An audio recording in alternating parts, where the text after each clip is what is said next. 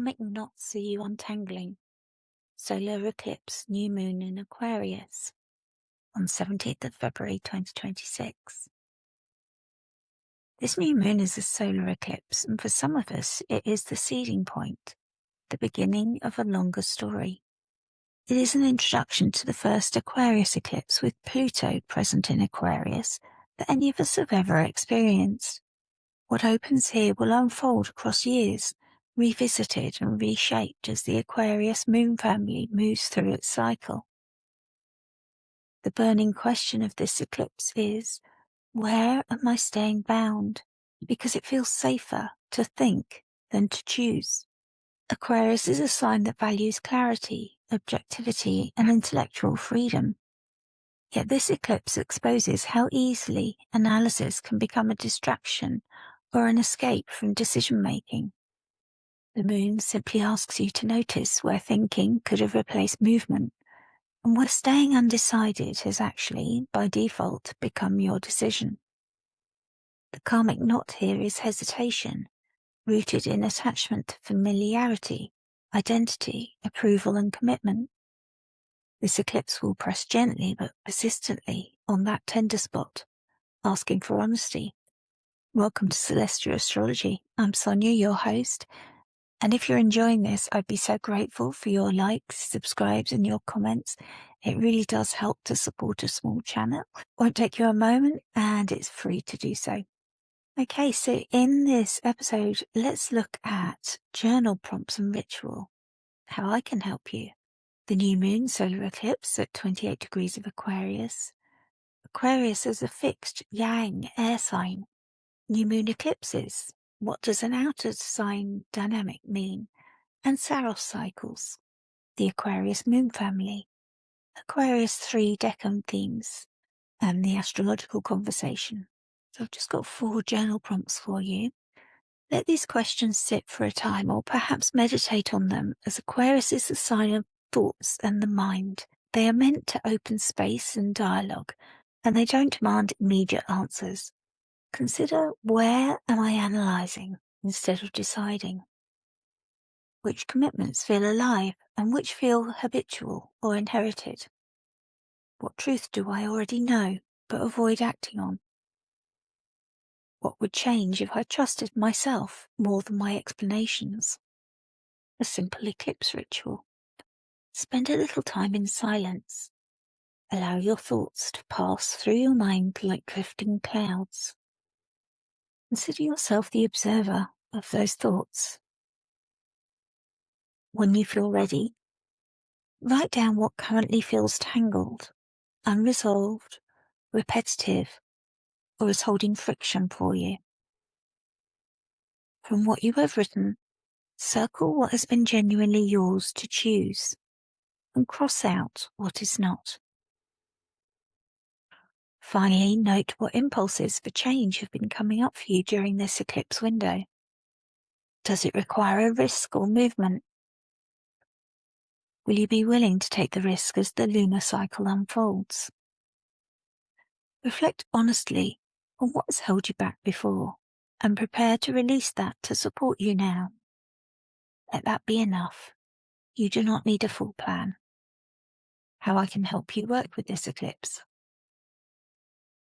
When eclipses activate a chart, they tend to work below the surface first, rearranging priorities and your internal loyalties before external change becomes visible. If this lunation touches your sun, moon, angles, or your chart ruler, you may feel unsettled without knowing why. That discomfort or friction is often the first sign that something important is shifting, even if you cannot name it yet. I can help you to understand how this Aquarius Moon Family unfolds for you personally. Identify which bonds, commitments, or roles are under review. To work consciously with the eclipse timing rather than feeling destabilized. To translate this moment into clear, grounded next steps. In addition, the Astrology Kairos Aquarius Eclipse Workshop and/or the workbook is available for download, so you can work all this out for yourself. And they're available for just $9 each from the Ko-fi Astrology Kairos shop. and you'll find the link in the show notes. So I can help you find out how this Aquarius Moon family unfolds in time, and to identify which areas of your life are being restructured, and to understand what you're being asked at each phase. I offer a short pre-recorded eclipse astrology reading, as well as a moon family consultation, which can track the longer story unfolding for you. This time is about learning when to wait, when to disengage or shed, and when a quiet decision will carry more power than a visible one. A solar eclipse occurs when the moon passes directly between the Earth and the Sun, temporarily obscuring the Sun's light. Symbolically, it marks a moment when conscious awareness, the Sun, is overshadowed by the unconscious and instinctive, the Moon. Chris Brennan of the Astrology podcast, who has conducted extensive research on eclipses, has found that they usher in great beginnings and great endings. A new moon solar eclipse marks an ending and release of the old story, at the same time as significant new beginnings being seeded in the Aquarius part of our charts. Eclipse seasons can be intense, perhaps bringing accelerated change, pushing us towards decisive action, breakthroughs, or necessary closures. However, events may often be seemingly insignificant at first and grow into greater endings, creating room for significant beginnings over time. Symbolically, an eclipse is a moment where something once visible is obscured, only to return with deeper insight once the shadow passes. Once the light returns, like a bridge being crossed into a new land, you can never go back. You cannot unsee this new land that is different to what you knew before. Just like tectonic plate shifting, so slowly the movement can barely be measured, but with absolute finality once the division is made. A new moon solar eclipse is like a supercharged new moon, bringing less predictable outcomes. Developments seeded as eclipses tend to surface gradually, returning at key moments until the deeper shift has taken place. Alternatively, depending on chart placements, they can also be sudden, disruptive, and significant. For example, we may see solar figures both fall from grace and rise from obscurity. Rather than asking, what do I want now, as you might on a normal moon, this lunation is asking, what story am I stepping into, whether I feel ready or not. When an eclipse is out of sign with the lunar nodes, the story becomes more nuanced. This new moon is at the end degrees of Aquarius, while the north node is in Pisces next to Venus, the planet of love and desire, in her exaltation. It is the close proximity of the nodes of the moon with the lunation that creates the eclipse. Out of sign eclipses often describe moments of transition between narratives. The direction of growth is clear in principle, but can be emotionally unresolved or internally contradictory. You might have a sense of misalignment, overlap, risk, or transition between narratives, such as a turning point that doesn't yet make emotional sense, decisions that precede understanding, or a feeling of being between chapters. You may be asked to decide without yet knowing how it will feel. Emotional understanding and resolution should follow later. First comes honesty and the decision. Saros cycles help us to see patterns and cycles in our lives, and also in mundane events in the collective. We can look back at the dates of the previous Saros cycles in this series, in 2008, 1990, and even 1972 and 1954 for those alive then. We can also look at the 9 years between those dates when there would have been a reversal of the nodes. The North Node would have been Leo rather than Aquarius, and the South Node in Aquarius rather than Leo, but the same axis would have been activated.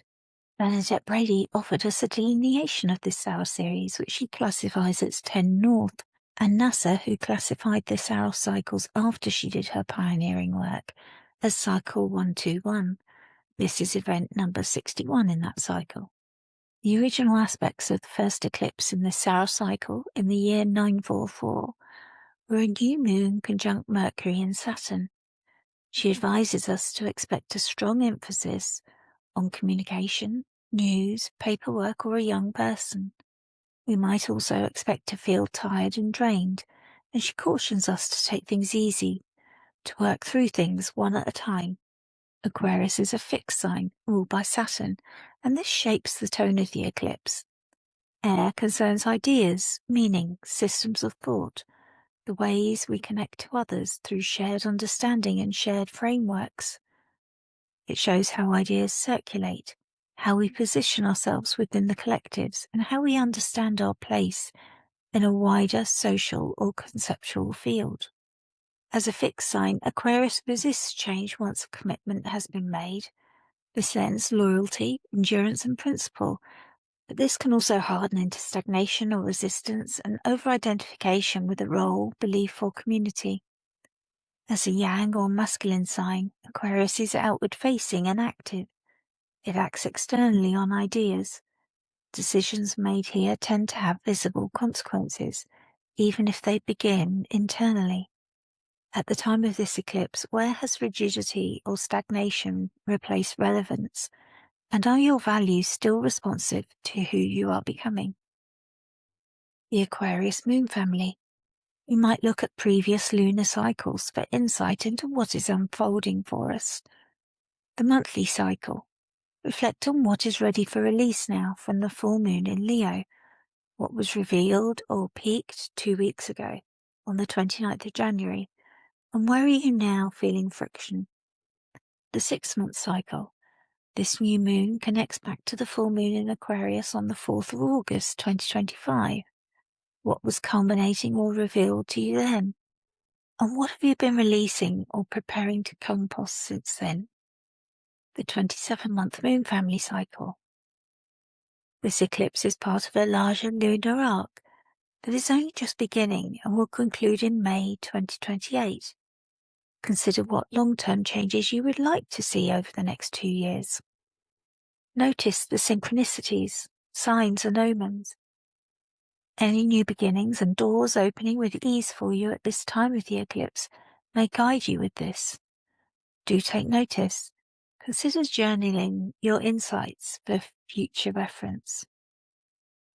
The moon families are a longer sequence of interconnected lunations. The moon returns to the same part of the zodiac, but in a progressing phase relationship with the sun that weaves a narrative over 27 months. They offer timing. By giving us the date, we might expect significant turning or pivot points in this story arc. These are the times we are likely to make adjustments to allow the story to flourish and our goals and dreams to grow.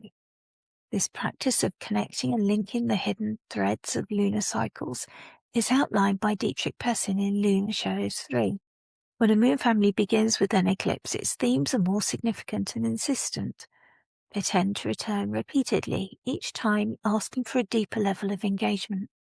What emerges now is the first chapter of a longer narrative that could continue into a second moon family cycle and last 5 years. The seeding moment becomes even more significant. The dates for this moon family are this new moon solar eclipse on the 17th of February 2026 at 28 degrees of Aquarius. The first quarter moon will be on the 17th of November 2026 at 25 degrees of Aquarius. The full moon will also be a lunar eclipse on the 17th of August 2027 at 24 degrees of Aquarius. And the last quarter moon will be on the 16th of May 2028 at 24 degrees of Aquarius. Each phase asks for a deeper level of honesty. The knot is gradually loosening over time, but only if you stay engaged with it. The Aquarius moon family is most felt by those with planets or angles in the fixed signs. That's Aquarius, Taurus, Leo, and Scorpio, or the air triplicity, Aquarius, Gemini, and Libra, between 23 to 29 degrees. Also those with Saturn as their chart ruler, or Lord of the Year. Each phase revisits the same underlying questions, although in different forms. The new moon is the seeding. The first quarter is the push for action, or an adjustment. The full moon is a peak, culmination, or revelation. And the final quarter is the final adjustment, a release, and decisions about what to carry forward into the next cycle. What is introduced here may feel subtle or ambiguous at first, Over time, its significance becomes clearer as the knot tightens or loosens. This eclipse falls in the third decan of Aquarius. This is a place concerned with entanglement, obligations, and the consequences of choices.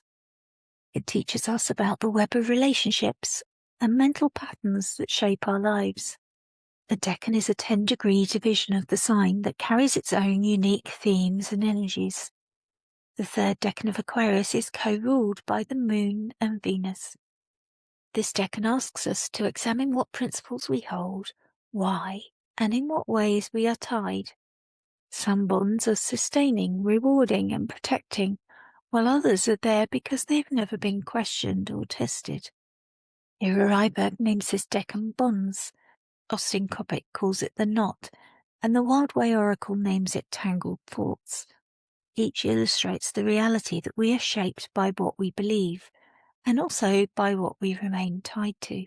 Here we are asked to examine the agreements we live inside, many of which were formed unconsciously by others or long ago. How often do we check which still support our growth and which persist simply because they feel safer than uncertainty? We navigate this complex web of connections, responsibilities, and choices in our lives, but here we are made aware of the impact of our bonds on our choices. This is the point where we must decide whether to stay bound by the familiar, in our comfort zone, trapped by our thoughts and analysis, or to take the risk of venturing into the unknown, to spread our wings and fly, and maybe there find our liberation. The image of the owl from the Wild Way illustrates this for us. In the card we are shown the owl. She stands poised to leave, packed and ready, holding her bundle, hesitating at the edge under a full moon. She reflects on how leaving will bring uncertainty, while staying offers familiarity and strength, but also limitations. Pause is the moment before an irreversible choice. Much is left behind. Should I really go, or should I just stay here? With one mighty, courageous flap of her wings, she disappears into the night. It is now time to ask yourself the same question. Do I fly into the unknown and find my own way, or stay where I'm stable and safe? We are given the keywords: analysis, into the unknown, karmic entanglement, and liberation. The question is simple and meant to be slightly uncomfortable. Do I remain where I am known, or do I risk the unknown and find my own way? Are you willing to accept what leaving would require of you? The Seven of Swords is often reduced to themes of deception or the need to navigate a tricky situation with care, but in this context it carries more nuance. This is a card of strategy, discernment, and selective engagement. It asks what is worth carrying forward and what must be left behind, even if leaving is uncomfortable. Sometimes integrity looks like full transparency. At other times it might look like withdrawing from a situation without explanation, because further engagement would only deepen entanglement. The card shows a figure on their toes, looking back over their shoulder at an encampment. We see two swords still upright in the ground. The figure carries the remaining 5 swords over both shoulders. The blades are in their hands, and the hilts over their shoulder, obscuring their backward glance to some degree. What do we do when we have clearly communicated our boundaries, but we find that our wishes or needs are being disrespected? Swords symbolically represent our or others' thoughts, ideas, and words about the situation. We might have already used the first sword with direct communication, but the Seven of Swords reminds us that such tricky situations may require us to respond differently, that we can use a different sword, even if that is not our preferred way. We are the only ones responsible for our own actions and for maintaining our boundaries. Each situation may call for its own response.